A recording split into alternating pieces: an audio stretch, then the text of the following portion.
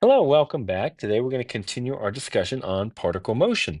And today we're going to be using Desmos or a calculator. I have another video explaining how to answer these questions on the TI Inspire, but in this video, I am going to be using Desmos. And Desmos is a really neat tool if you haven't used it before. So let's take a look here. And our rule is simple. If the AP says you can use a calculator slash Desmos, we are going to use it. That's going to be our mantra throughout the year.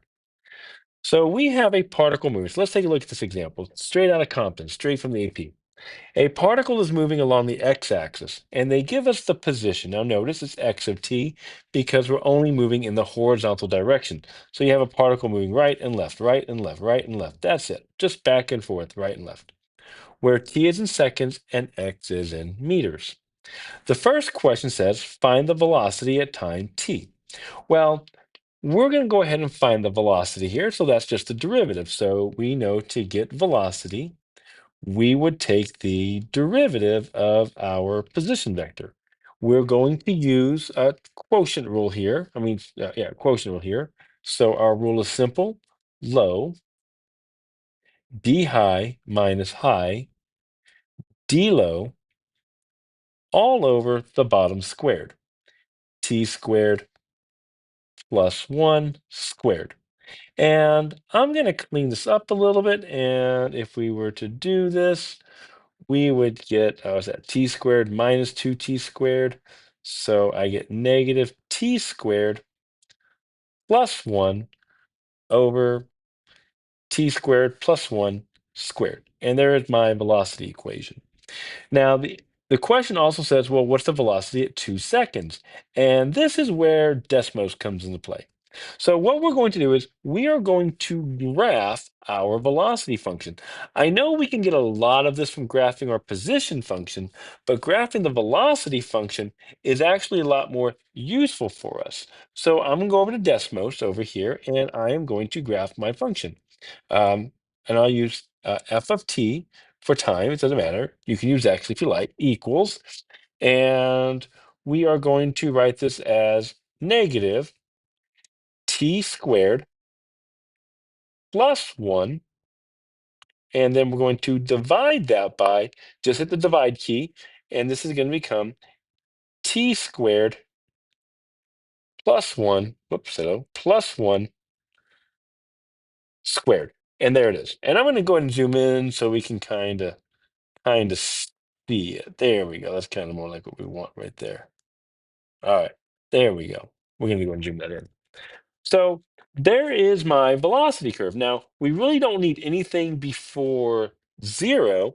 Remember that because since we're dealing with velocity, we should always say that t has to be greater than or equal to 0 because we don't like negative time. So we'll go ahead and just move it over a little bit more. To find the velocity at 2, though, I am just going to type in now just f of 2. And notice we get this negative 0.12.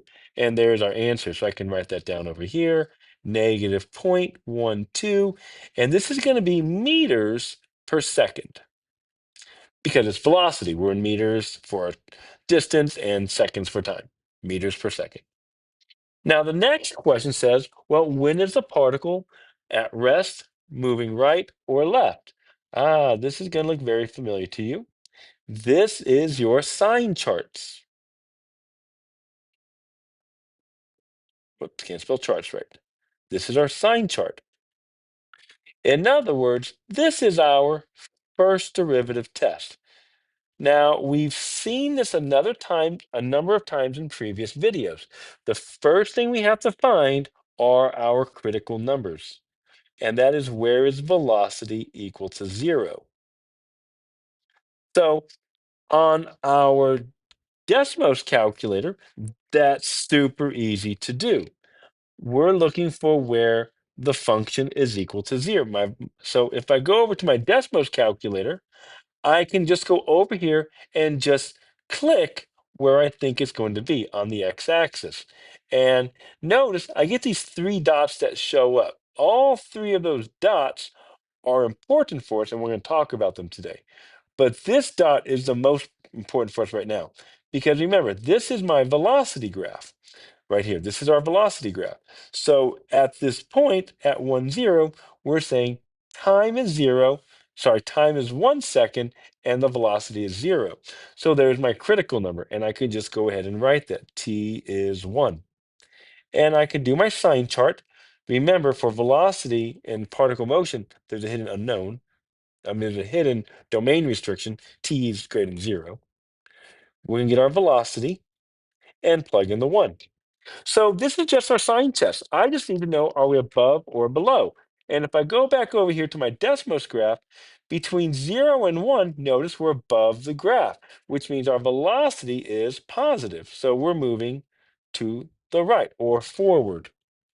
Let's see here. After 0, after 1, excuse me, notice we're below the x-axis. So it's negative. So we're going to the left. So there's my sign chart.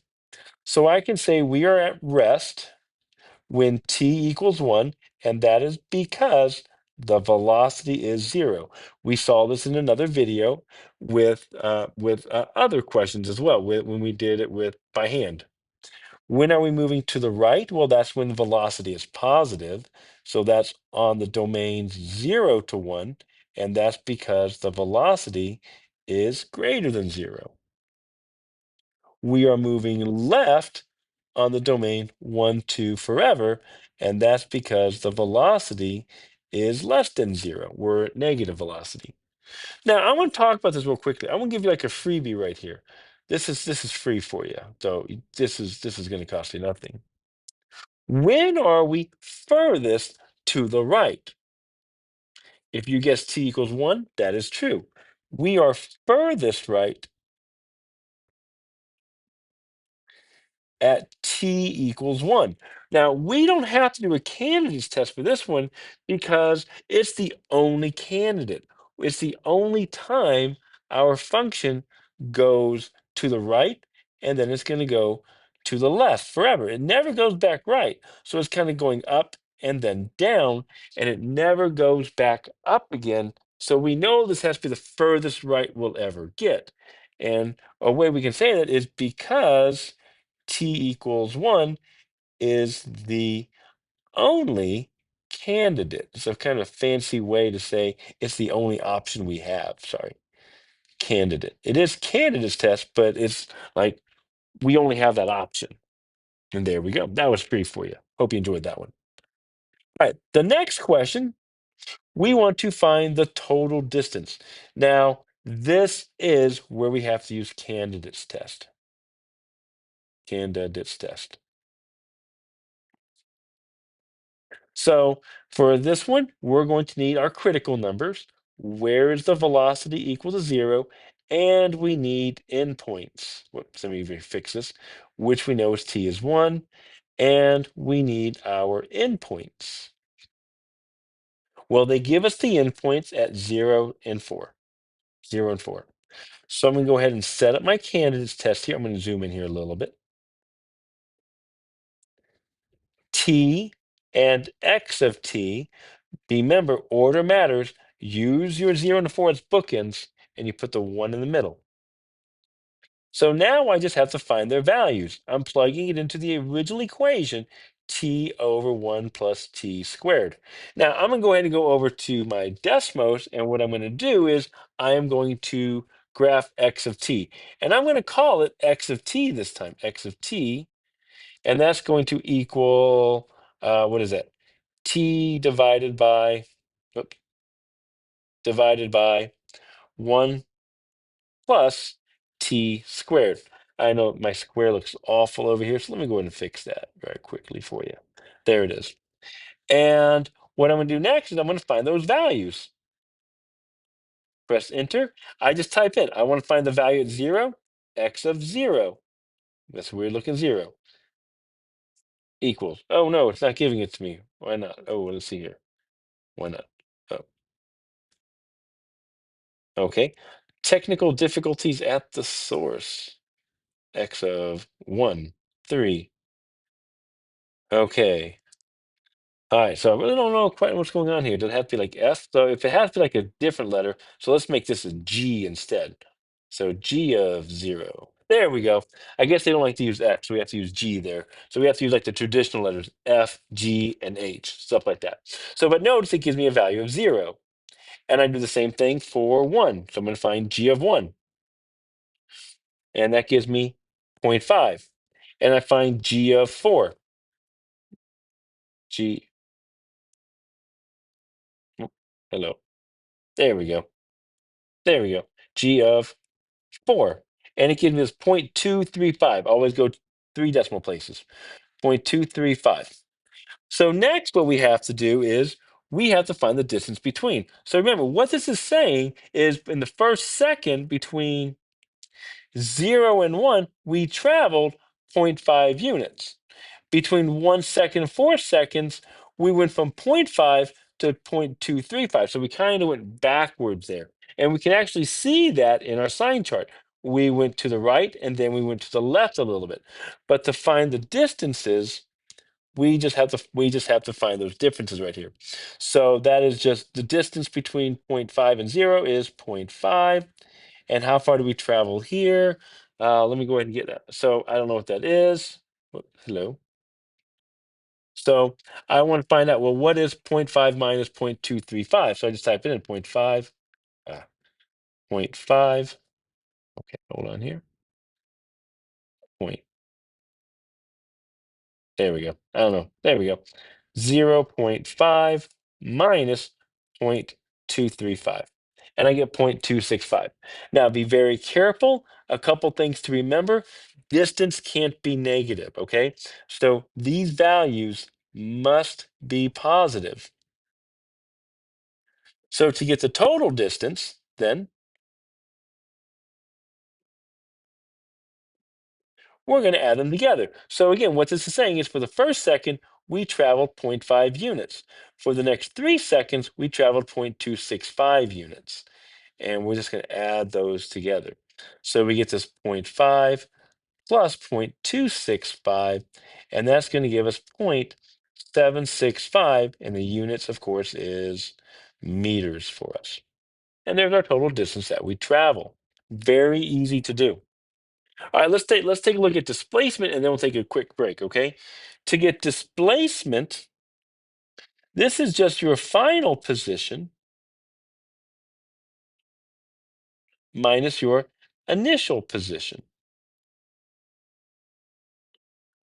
So in this case, it's going to be from 0 to 4, it's going to be x of 0 minus x of 4.